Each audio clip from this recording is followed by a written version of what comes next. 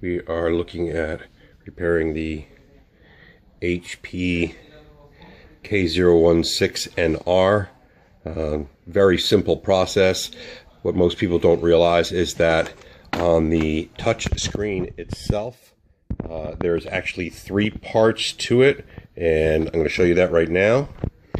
Okay, we're looking at it from a side perspective here, and what we see is that we have got the screen, and if we get close up to the edges, we can see that there is actually room in there in order to go ahead and separate the actual corner of, let me see if I can get close enough for you, corner of the bevel here between the actual black display with the gray gasket like around it. We're going to go behind the gasket, behind the rear cover. So inside here you've got the rear cover back here, you've got the front glass, but that front glass has the digitizer built in, which is the part that you touch to make the touchscreen work. And then inside the middle, we have the LCD screen, which is the part that we're going to replace. And we're very fortunate that that's the only part that we do need to replace, because it's much more difficult to replace the digitizer in the front and much more expensive than it is to do the ones in the rear. So let me show you how to start separating this, and we'll move on from there. Okay, and we're back again, where I will now begin the separation of the bezel. The corners here, which again, once I have my 3 pieces to go ahead and separate the corners here, we're going to dig our screwdriver in, and we're going to go all the way around. We'll start with the top and pop it all open, go around the sides. As you can see, it just comes right off. At first, it might be a little bit tighter depending on your model, but then you'll see it'll just pop all the way around. And as we get to the bottom over here, it'll get tight because there are 2 screws that are over here. So now what we need to do is we basically need to turn the model upside down so that we can work on the screws that are going to be underneath the pads that are here. So what we're going to need to do is we're going to take our small screwdriver, and we're going to go ahead and just pop off each of these 2 pads, which is going to be here. Just take your time. It's only stuck on, it's glued on. It's not really that big a deal. It comes off pretty easily, and we'll put that off to the side now. Still a little stuck in there. We get it off. As you can see, there's your little screw. So that's 1 piece.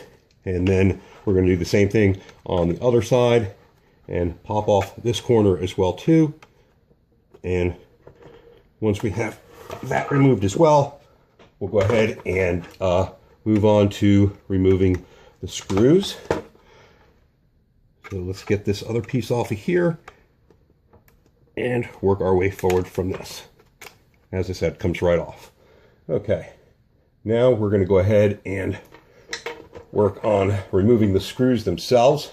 So we can go ahead and put the unit so it faces us. It doesn't matter it's sitting up in a triangle like this. It's still a good formation. Not really much of a problem. And what we will do then is we'll take this one actually is the bigger screwdriver, so you don't need to use the PHO. You can use a regular screwdriver for this one, a small screwdriver, which we have brought along here as well, where we go ahead and we take off the screw on the left and right side, which we will be doing now.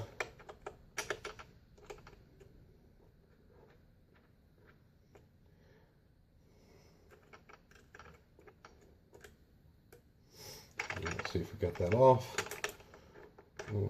I really want it to fall, but at the same time, I really don't want to, because I don't want to lose the screw. I also do not want to put my head back down again and snap the unit shut. So we're just going to be very delicate. We're going to take our screw out, we're going to set it down, and we're going to do the same thing for the other side. We're going to take the screw out, and we're also going to set that back down. And there you go. That comes out. I'm just trying to be right delicate with the screw so we don't lose it. There we go. So we have the 2 screws out. These corner pieces, they need to be popped off So we're going to go ahead and just get our little screwdriver again. We get inside here and we just try and maneuver it a little bit, and look at that. It comes right off. The same as for the other corner. All we need to do is maneuver it around and it also pops right off. So now we have removed the screws that are holding the hinges in place on the other side, where now we can flip this back over again. And at this point, we are now going to go ahead and separate the front and the back of the screen completely. Now that we know we've already got it done on the sides, now we also have it on the bottom, and what would hold the bottom in place and not allow us to do this complete separation would just be these hinges, which, as you can see, the black and the gray are connected back there. When they pop loose here in the corner, if they don't, you can stick a screwdriver in there. Most likely they'll just go ahead and maneuver themselves loosely from here, and you'll get your final piece so that you can go ahead and maneuver downwards here. And what you will then come to see is you have your back piece, you have your LCD that is in here, and the next part is going to be basically just moving this so we're in a more comfortable working area. This is still connected to the back. You can see that there are wires coming through there. You want to be careful as to not get them pinched in any way while they're going through there. The only connection that we now have on here is very basic. This is the LCD screen itself. What we're going to do is we're going to remove this screw, and then there are two screws down here on the bottom that we're going to have to remove as well too.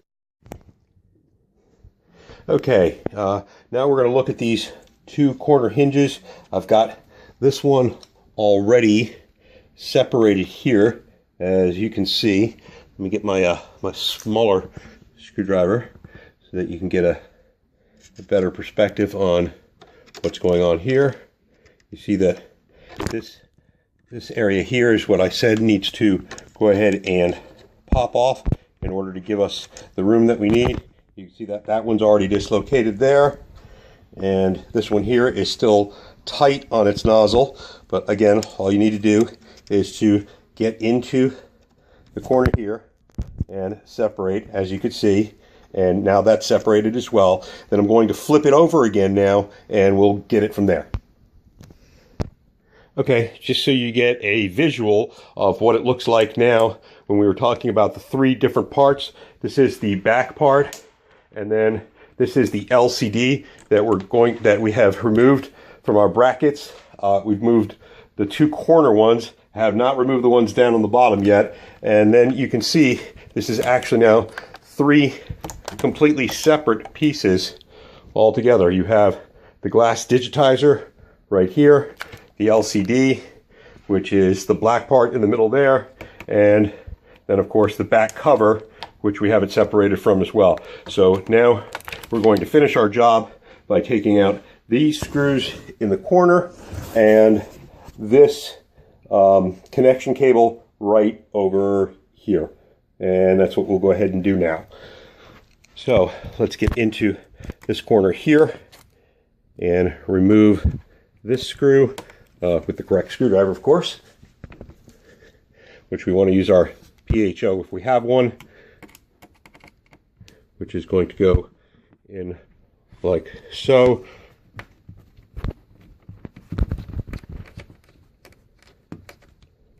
Okay, and we've removed that screw. Again, we want to be cautious as to not lose it, like I just did. Now, it's in the corner where the hinge is, and then we'll move over to the other side. As you can see, we've got our screws back in, we've got our plug back in, and now what we're going to do is just basically take our screen and flip it back up so that it is now sitting on the front side. We're going to go ahead and snap in our screen all the way around so that we're back where we need to be, and it all just really pops in. When you do make the final round after we're done with everything in the back with the screws, just make one final round so you make sure that everything is actually clicked into place. And then what we're going to do is we're going to go back to our screws that we need to put back in the corners over here to hold our hinges in place, along with the covers for it. So that's what we're going to do now. We'll take the first corner, sorry, wrong one. We take the first corner here and we put it in place. And what we will do is we will take our screw and get it inside the hole like so. Oh, sorry, dropped the screw on the floor. Bear with me 1 second. And we put the screw back in the hole on this side. And then, of course, we take our handy screwdriver, which is sitting up here. It doesn't matter which one. You can use the bigger of the 2 screwdrivers. So we go to this corner here and put this cover on like so. We get the screw going here, and then you'll be able to see we just tighten that back in, and then we take the other corner where we will do the same thing, and then of course our padding that we will put back in each of the corners here. And I've already skipped, I put the screw in over here already, so I'm turning that, putting that back in its corner, and we are left with only one thing at this point, which is to snap the battery back into place, which we will do so now. I get it in the right direction, and once we snap that in, we're good to go. And now I'm going to hold for 1 second. Okay, I have now turned it over. We're back into regular action. As I said, you can see here, we'll just make sure our corners are all snapped in. You heard that pop right there. Just be sure that all of your corners is particularly squared away again.